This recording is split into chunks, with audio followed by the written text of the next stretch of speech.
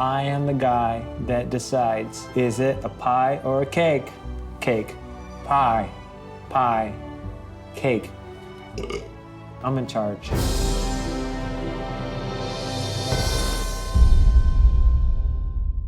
Hello.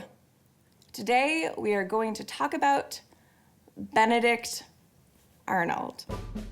Benedict Arnold was a general in the American Revolution. He's a hero of Saratoga, but the Continental Congress promoted 5 other generals and not Benedict Arnold. Benedict Arnold was very bummed out by that. So he goes to Philadelphia. There's a young woman, Peggy Shippen, who is the it girl of Philadelphia. Peggy was like, I'm hilarious, I'm British, and I'm the most beautiful person that anyone's ever seen. She has a suitor named John Andre, but Benedict sees her and just falls crazy in love with her and tells her, it's better with you. This is not an exact quote. It's better, you were so great. I love you so much, you're so great. So she marries Benedict Arnold, who I believe she also loved. Oh God. What? I just realized that I was being filmed. Oh my God. So anyway, Peggy says, sweetheart, you deserve to be backed by the government that you belong to. You know, the British would appreciate you. They would love you. Also, my family's British. Benedict's like, no, I'm not gonna defect to the British side. That's insane. George Washington is my daddy, kind of. Peggy says, look, I have a friend in the British Army, John Andre. Benedict's like, it's like your ex-boyfriend. Peggy's like, well, I mean, Benedict, if you really want to be with me, be more confident. And Benedict's like, yeah, I am going to betray the United States because I love you and I'm going to prove to you that I am not jealous. And makes love to his wife. And she's like, I love it, I love being a spy. This is so great because I love drama. And Peggy Shippen, like, what an adventure. She was sheltered, entitled. I have this whole imaginary chorus of women that are like, don't say, but she was a she was bad. Peggy says, you write me letters, I'm going to pass them on to John Andre. So Benedict writes letters, which are really passionate. They're like, Peggy, I love that I get to do it with you, because he knows that John Andre is going to get them. Also, the Continental Army is going to West Point. Also, I love you, and I love you, I love you. So they're passing letters back and forth, back and forth, back and forth. And eventually, Benedict tells John Andre, okay, I'm gonna give you the information on how to attack us. I'll tell you everything. Also, I'm going to invite George Washington to my house so you can take them if you want. Like his friend. Love. Yeah, sucks so much. So they meet behind American lines and Benedict takes out all these maps and says, okay, if you're going to attack, you need to attack this way. And they're signed by Benedict Arnold, which I don't understand why he would do that. So John Andre starts headed home. He doesn't get very far before he encounters 3 men. They're like, okay, you have a red coat and you have a British accent. We're going to search you. John Andre's like, ugh. And he has these maps. And they realize that Benedict Arnold has become a traitor. So Benedict says to Peggy, babe, we've been found out. And she's like, you get out of here. Like, I'll deal with it on this end. Meanwhile, George Washington is walking up to their house. George Washington, the head of life, the head of the entire Continental Army, is like, oh, I'm gonna have breakfast with Peggy and Benedict, my favorite people in the whole world. He gets these papers that Benedict Arnold betrayed him, and he very famously says, whom do we trust now? I'm too drunk. He goes to the house. Peggy, meanwhile, rips off half of her clothes. She's holding her 6-month-old. Peggy says, ugh, you are sent here to kill my baby. Baby killer, you're here to kill my baby. And he's like, oh my gosh, you're crazy. You're so crazy. No. He's just like, women with their hysteria. She's crazy right now. But she's absolutely, I can say without a doubt, that she is innocent. She was brilliant. She was great. She wasn't great. She was bad. Anyway, Benedict Arnold joins the British. He's like, hey, I was American 5 minutes ago and now I'm British. Let's do this. And they were like, no, we don't trust you because you're this traitor. Get out of here. And he is shunned by everyone. And then he was this like limping, sad man. And before he died, he said to Peggy, take out my Continental uniform. And she put it on him. And he said, I regret ever wearing any other uniform. And he died. He died in his American uniform. You know what's really funny about being drunk is that you really feel like you're doing all the important things that you needed to do. Right.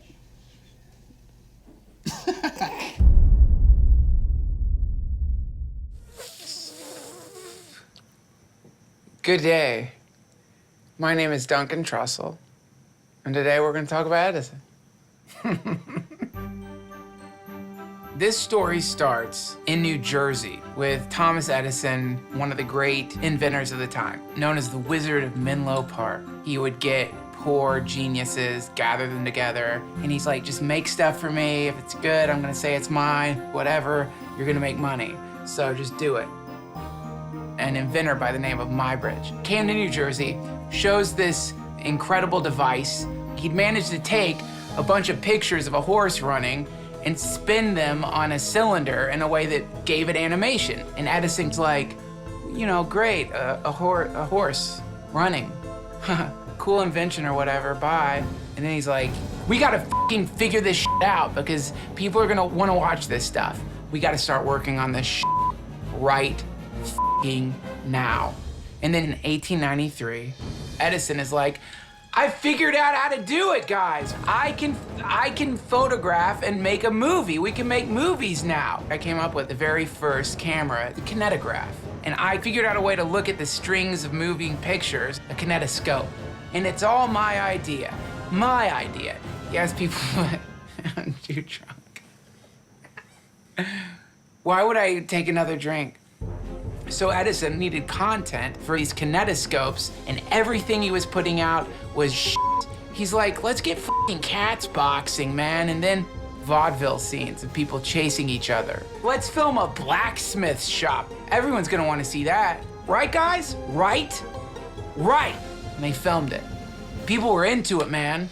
Freaking out. Everyone's like, have you been to the kinetoscope parlor? Oh, you've gotta go, it's incredible. So people came to Edison. They're like, hey, look what we can do. We can project images on a screen. He's like, wow, that's amazing. I can't believe I invented that. That's incredible. I am so fucking smart. Let's patent this shit. Movies take off. People love it. They went to these places called Nickelodeons. For a nickel, you're in a Greek theater. Come on in. People would sit in those theaters and be like, this is awesome. So then Edison creates an industry town and everyone comes to Fort Lee to start making movies, and Edison squeezes all of them. He was like, join me in what we're gonna call the Edison Trust. And all of you assholes can join together with me, and we're gonna make it so that no other motherfuckers make movies except us. Got it. Write it down in your notebook. And everyone's like, great, let's do it. I don't want you to sue me, so I'll just agree to whatever you say because you're super rich and I just wanna make art, so great. Sounds good. They created a monopoly on all filmmaking. There was a fella by the name of Carl Laemmle, went to one of Edison's shitty shows, and was like, that is so bad. People are paying a nickel to watch this shit. Why don't we try to make our own movies? And so Carl Laemmle starts making movies. He creates his own theater, and Edison is like, no, I'm sorry, what are you doing? You're not allowed to make movies, and you're definitely not allowed to show movies on my fucking equipment without paying me a fucking licensing fee. How dare you? He sues Laemmle 284 times. Laemmle's #1 dream, I just want to one day make enough money to take my family on a vacation in Europe. And Edison is like, I'm gonna squash you like a fucking bug. I'm the Wizard of Menlo Park. Take your fucking family on a vacation up my ass. Oh God, he was just eating a turd in the yard. Edison was a bastard. Imagine 284 lawsuits, man. But Lemley was like, you. I'm gonna keep making these movies. And Edison, faced with true opposition, started sending thugs to Lemley's movie theaters. People are just sitting and enjoying movies, and all of a sudden, Edison thugs would come crashing through the door and be like, F off, no one's watching this shit. This is not an Edison film. They would go to the productions, beat up the f***ing actors. But Lemley didn't back down. There's 3 guys who kept making movies. Lemley, Fox, and Zucker. And finally they realized, what the f*** are we doing in New Jersey? We're shooting films in New Jersey and on a daily basis getting sued and beaten up. Let's get the f*** out of New Jersey. How about we go to f***ing Los Angeles, where it's sunny all the time and you don't get your ass kicked by a dick. That makes great sense. It's a great idea. They headed to LA, and those 3 heroes created Universal Studios, Fox, and Paramount. The United States government recognized that the Edison Trust was a monopoly, and they broke it up. Sorry, Edison, you can't have control over all film being made in the world. If we let you have your way, then people will be looking at cats boxing until the planet blew up. You're trying to ruin your species, and you don't even realize it, you greedy reptilian shitbag. Still, people are gonna think you're great, though. No one's gonna know, so congratulations, demon. I'm not saying inventors don't deserve to be rewarded for their inventions. But instead of suing people, you work with them. And then the end result of that is the entire planet wakes up. We experience what's called the singularity. Everybody gets dissolved by nanobots, and we travel through the universe as infinite beings of love.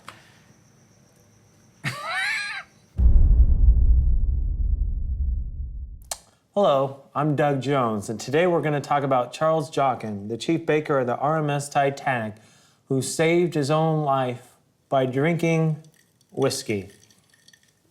That's great. Our story begins in 1912, when the Titanic was ready for its maiden voyage. Charles Joughin was hired as the chief baker.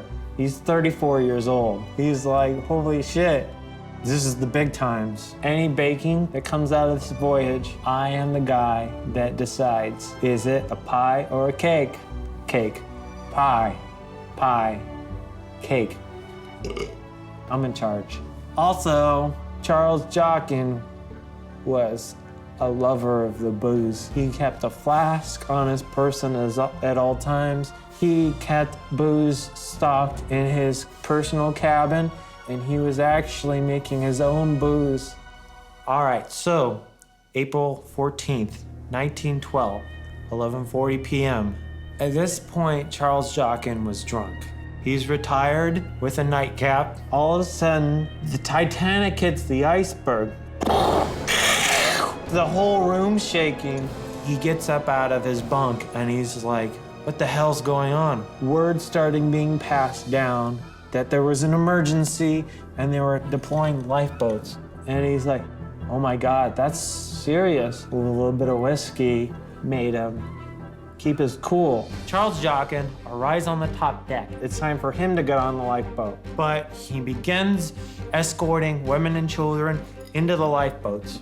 Now, some of the women declined to get in the lifeboat. They looked at the lifeboat, they said, that's not safe. I'm gonna stay on the Titanic. Everyone says that it's unsinkable. Charles Joughin was like, are you crazy?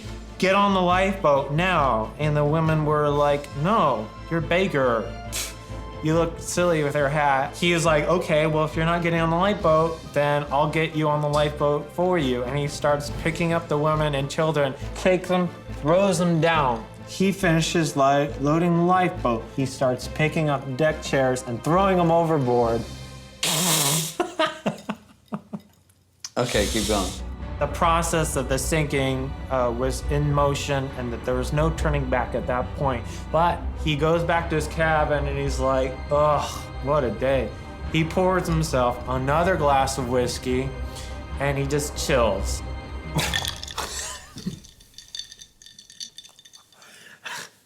When I laughed, I blew the alcohol into my face.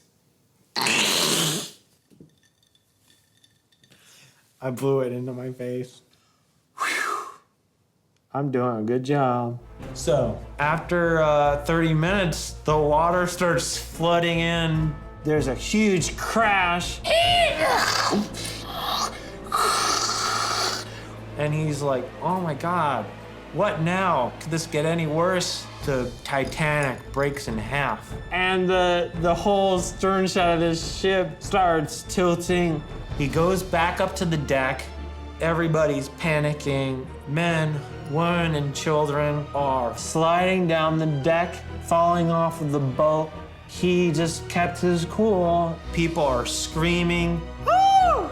He put his life belt on and he tightened it up and very casually marches up to the stern and climbs over the railing. He said out loud, well, here we go.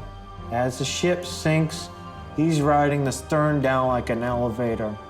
Very elegant, like a full-on gentleman. And he just gracefully steps into the water. Doesn't even get a single hair on his head wet. Charles Joughin was the very last person on the RMS Titanic. Because of the amount of alcohol, he didn't feel the cold at all. He was able to sustain the cold temperature for over 3 hours. The rescue ship finally arrives. Out of the hundreds and hundreds and hundreds of people who fell in the water, only 6 survivors. When he gets on the ship, they're immediately giving him medical attention, and they decide to thaw him out by putting him into an oven. So he goes in the oven, and he's just kind of like, wow, look at me now.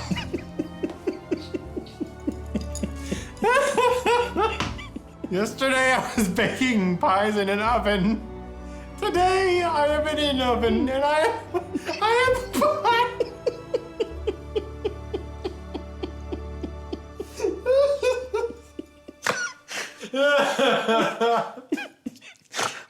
I'm gonna shoot it with you, but you realize we're about to be freezing cold. Remember, this is for Charles Joughin. If he can do it, I can do it.